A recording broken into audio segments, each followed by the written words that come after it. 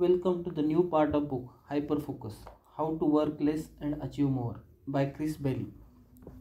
Chapter 4: Taming Distraction. Email. In the knowledge economy, email is one of the largest distractions we face every day. It is usually a largest pain point for the people I speak to and coach.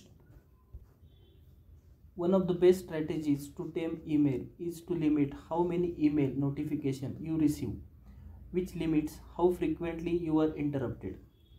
64% of people use notification with either audible or visual signs to alert them to new messages. If you fall into this category, you are probably spending too much time and attention on email. In addition to limiting new message alert, here are 10 of my favorite email tactics. These will help you check your email more deliberately and constrain how much time and attention you spend on it is first place. Many of these strategies also work for other messaging apps such as Slack. Check for new message only if you have the time, attention and energy to deal with whatever might have come in. Keep a tally of how often you check for messages. Predecide when you will check. Hyperfocus on email. Limit points of contact.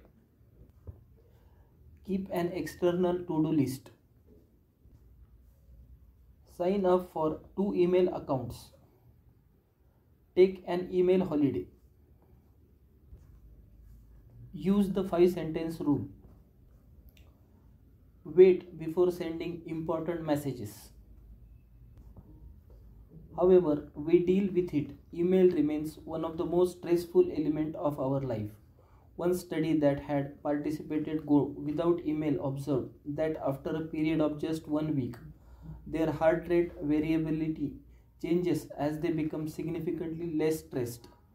The subjects interact more often with people, spend longer working on desk, multitask less, and become much more focused. The absence of email allowed people to work slowly and more deliberately. When experiment ended, participants described the experience as deliberating, peaceful, and refreshing. While it would be impossible to get rid of email completely, try the tactics above and experiment with what works best for you. Meetings. After email, meetings are one of the biggest distractions we face throughout the day. They also consume an inordinate amount of time. A recent study found that, on average, knowledge workers spend 37% of their time in meeting, which means that if you work 8 hours a day, you typically spend 3 hours daily in meetings. Meetings are remarkably costly. Gather even small group of people in conference room for an hour and you can easily lose an entire day worth of work. That is not counting the time it takes everyone to switch his or her attention to and from what's being discussed. There is nothing inherently wrong with such a gathering, but pointless meetings are one of the largest productivity drain in the modern offices. Here are 4 of my favorite ways to reel in the number of meetings you attend and once you do take part in more productive. Never attend a meeting without an agenda. Question every recurring meeting on your calendar. Challenge the attendance list. Hyperfocus on meetings. Some of the best productive strategies you will adopt will seem obvious in hindsight, and I did include the above suggestion in that category, each of them in the matter of common sense.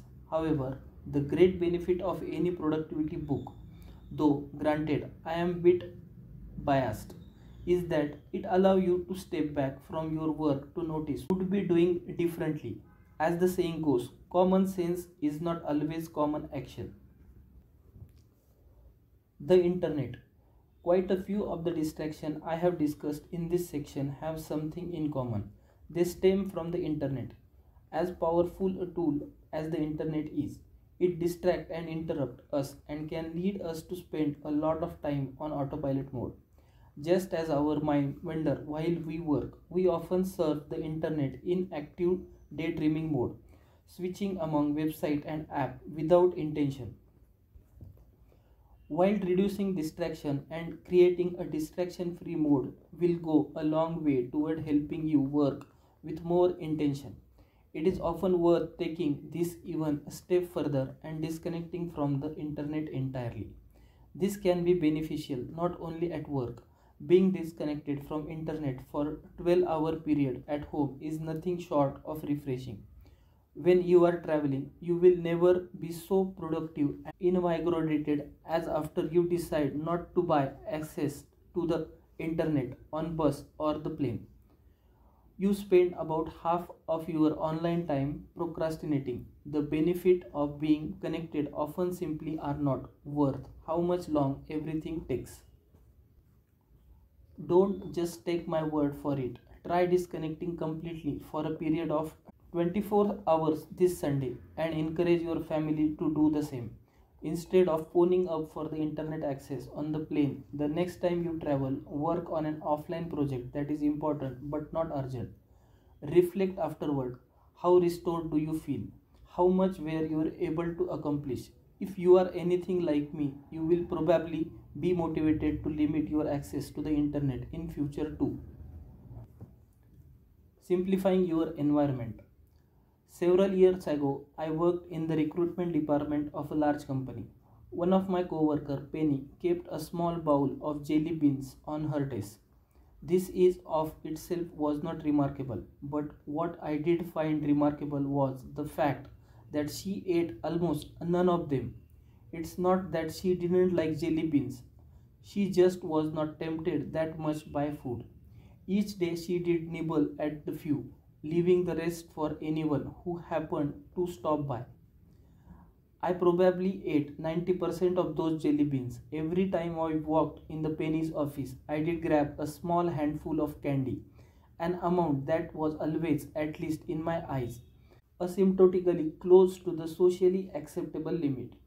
If I had a similar bowl in my office, I don't think it would have lasted the afternoon. My friends are often surprised when I share stories like this. As someone who researches and experiments with productivity as the full-time job, I am pretty sure some of them expert superhuman level of self-control. But much as I do to resist digital distraction when writing, I try to deal with other temptation in my life ahead of time. Because food is my biggest weakness, I modify my external environment to avoid keeping any unhealthy snacks in the house, and if they are around, I ask someone to hide them. Whether with food or distraction, we are highly influenced by our external environment. Takeout menu stuck on your refrigerator are the reminder that tasty, unhealthy food is only call away. Just as keeping cut up vegetables and humans in the fridge will remind you to eat healthier. Posting your 3 daily intentions in the visible place will remind you to work on what actually important throughout the day. Keeping a TV in your bedroom will remind you that world of news and entertainment can be accessed with just a press of button. An object of attention much more enticing than sleep. Facing your couch and chair towards the TV instead of towards one another will have a similar tempting effect. Leaving your phone on the table when eating breakfast will introduce the environment cue and remind you as the world of distraction awaits. External environment cues and affect used to remarkable way. One study observed coffee shop pattern converting with one another and discovered that those who kept their phone in front of them checked in every 3 or 5 minutes, regardless of whether it ranks or buzzed. As the study put in, even when they are not in the active use or buzzing, beeping, ringing, or flashing, are representative of our wider social network and porter to compendium of information. Another study concluded, somewhere sadly, that mere presence of cell phone placed innocuously in the visual field of participant was found to interfere with closeness, connection, and relationship quality. So often, this cue in our environment pulls us away from what we intend to accomplish and, on a personal level, make our experiences less meaningful. Environmental cues don't actively interrupt us like notification, but they can do just as much harm to our productivity and personal life. This is especially the case when we look around for a novel distraction from the complex task. Our working environment should hold a few of these distracting cues as possible.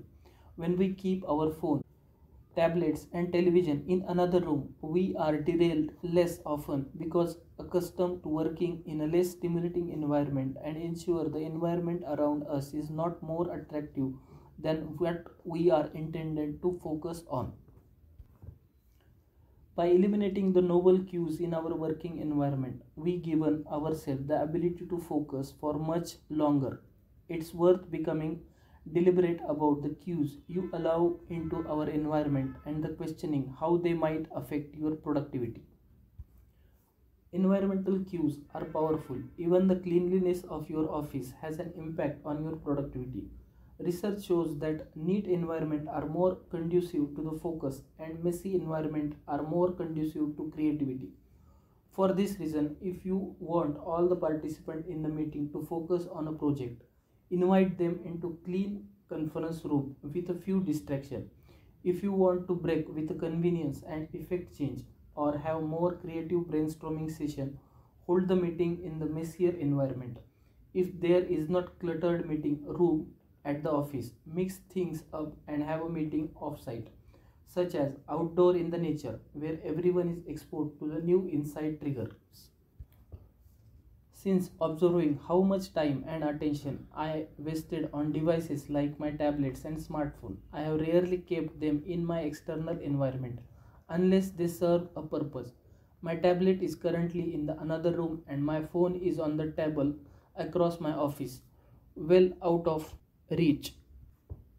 There is a lot of stuff in front of me, a meditation couch, a pair of adjustable dumbbells, serve plates, a cup of matcha tea, pictures of family, fridge cubes, whiteboard, and my turtle, Edward, basking the hard rock. These things was not derailed my attention for a long. They simply are not that complex. So unlike a smartphone, they cannot complete hijack my attention. If I do get distracted by them, it's much easier to notice that my mind has wandered and it's easier for me to get back on track. Novel object of attention threaten to invade your attentional space and prevent you from focusing completely on any one thing.